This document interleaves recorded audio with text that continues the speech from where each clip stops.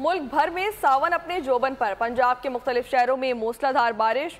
खैबर पख्तूनख्वा के मुख्तलिफ शहरों में भी तूफानी बारिशों ने निज़ाम ज़िंदगी दरहम बरहम कर दिया।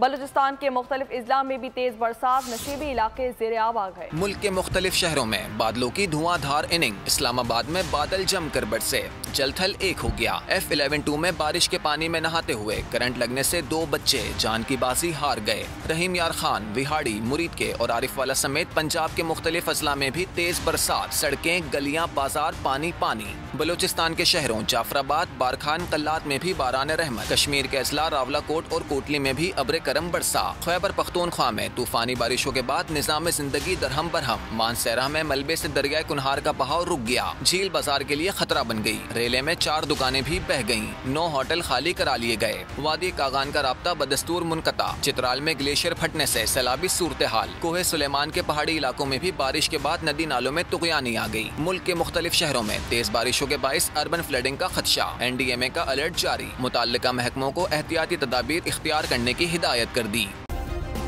सब्सक्राइब करें और बेल दबाएं ताकि कोई खबर रह न जाए।